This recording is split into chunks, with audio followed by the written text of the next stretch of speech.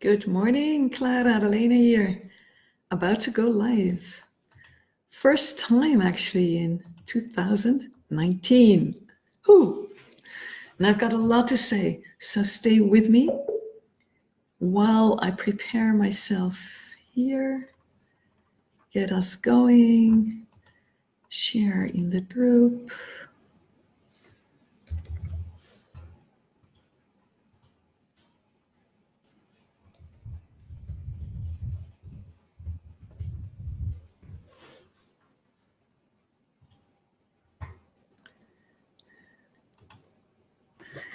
So, new year, new chances. How many times have you heard that? But it's true. The seeds are in the ground. The bulbs are already starting to come out of the ground here. And when we want to find love, we want to align with this natural process. Hey there, give me a like, let me know who you are, so I can see who I'm talking to. Good morning. I want to speak about the power of words in love. Because we tend to see words as dangerous. We tend to see words as cutting, as separating, as taking us into our mind and out of the moment. And unfortunately, words do that all the time. But as we say in Holland, don't throw out the child with the bathwater. Is that an English expression? Words here. It's painting with words, right? I love that, metaphors. What it means is the fact that words so often separate, cut, kill, take the energy down, doesn't mean that words always do that. Actually, words are incredibly powerful to create, to raise consciousness, to raise energy, to deepen connection.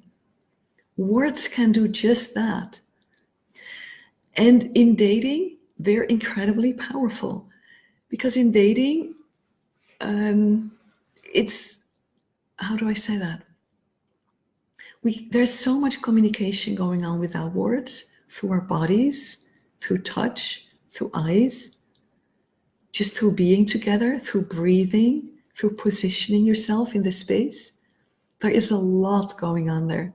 And on other calls, you'll hear me speak about that. But if you do everything right on the nonverbal level, but you don't know how to use words, you will still lose the man. Because there would be all this energy building, and then when you open your mouth, crying, it's gone, right? We cannot do without words. We cannot do without the nonverbal either, but we cannot do without words either. So we need them. And if it's not ideal on the nonverbal, on the pleasure, on the touch level, the eye connection level, then even more, we need words to help us. Now, I'm not the type for the 9 words on your first date, right? But I am about really understanding the power, the gift of words. Describing what you're feeling is one of the most powerful way we can use words. And start practicing it right now. When I think of love, what do I actually feel? Develop a vocabulary for it. Gather some quotes. How do other people describe feelings of love? What do you experience? Open up to the richness of your own experience. When we are disappointed in our partners, 99% of it is we are disappointed in ourselves. We don't know how to create that full experience for ourselves. It's not the man's fault, just as, have you ever done that exercise? Somebody gives you a glass of something nice to drink, and then you close your eyes. And you really take time and you become more sensitive, and then somebody offers you that sip. And then already my mouth papille, I don't know what the English word is, those sensory things, They open up now as I speak about it, as I imagine it. And because these sensory cells open up, I will taste the drink so much better. And I'll think it's a better drink, but it's the same drink. It's a different way of showing up myself. This is so important in dating. Dating is flat because we're flat, right? Let's just name it as it is. Dating is boring because we are boring, because we are not taking time anymore to really open those cells, to really open ourselves up to the touch that is happening, to really, hey, see more people coming in, give me a hi, let me know who you are, and respond, right? Let me know how this is for you, or if you have questions. So we want to show up deeper. Dating is flat because we are flat, is what I just dropped here. And I want you to become less flat and to really find the words for what is actually going on inside of you so that you can share it, so that you can electrify the energy between the two of you, because you're exactly saying what is going on, because you've developed the vocabulary. I was once in a training and there was one man, and every time we would ask him, how do you feel? He had only two questions. Yeah, I feel relaxed, or I don't feel that relaxed. Now that's a very limited vocabulary. The whole thing going on of I'm passionate, I'm scared, I'm happy, I'm on the point of breaking through. Stella, hey, thank you for giving me a hello. There's this whole scala of things going on. Rebecca, nice to see you. And all we say is, I'm relaxed or I'm not relaxed. That's not going to create an electrifying, charged, exciting date, is it? So you need to get in touch with all those feelings inside of you so that you can easily feel them, you can easily name them. And then you're starting to use words to connect. You're starting to use words to raise the energy. You're starting to use words to come closer together. That's what I want you to be doing. And you will be using words to come closer to yourself. Because when you're with yourself, Pauline, good to see you here. When you're with yourself, the date will have more meaning. And the interesting thing is, so many women go like, well, I want to know first, I want to check the guy out first. And if I like him, I'll open up. Why doesn't that work? Because then when you don't open up, you have only the mind available to check the other out. And the mind is not good at that. There have been thousands of researches done on that. Can our mind assess another person? No, it can't. It thinks it can, but the results are lousy. Let's be open about that. We have something else that is excellent at gouging people. That's the heart. But when we shut off our heart, we cannot assess the other person. We cannot really know, is he a guy to continue with or not? We need the heart for that. So we need to open up the heart. We need to be in communication from the heart. We need to allow our heart to receive the signals from this man. And our heart opens up when we start looking into what is going on here. And if we start bringing consciousness to it and giving words to it, then our heart expands, opens up. She gets so much more information. And bigger benefit, the heart of the other person starts to open up. Then there's two hearts speaking. And then you have a real opportunity of assessing, is this person a good fit for me or not? So if you keep your heart shut down your first date, thinking you will protect yourself, you're actually protecting yourself from the very thing you seek, from love. You cannot find a man that way, because all your dates will be boring, and all your dates, all your mind will keep going like he's a stupid guy.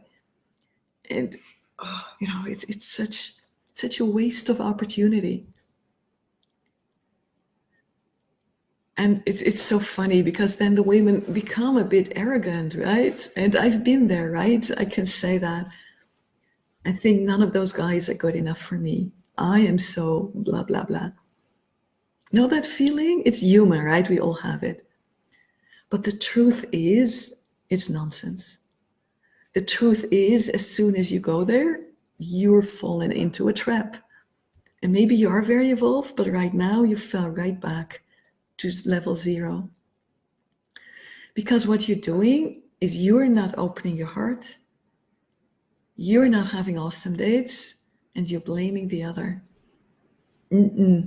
That's the 0 mistake, the first mistake. And it's okay. But we need to see through it if we actually want to break the pattern, and if we want to find love, and if we want to have awesome dates, and if we want to have a second date and a third.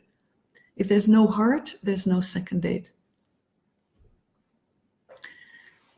So I want you to use your words to connect deeper to your feelings, to connect deeper to your heart, to create more connection, to get energy going on this date, to let it build. And then you can truly decide, is this a man for me or not? And either way, you will have had an awesome night, right? Or coffee, or whatever your date was about, walk on the beach. So dating to find lasting love is a quest. It's a beautiful challenge. It's a journey. And the journey is just as much about you as it is about the other.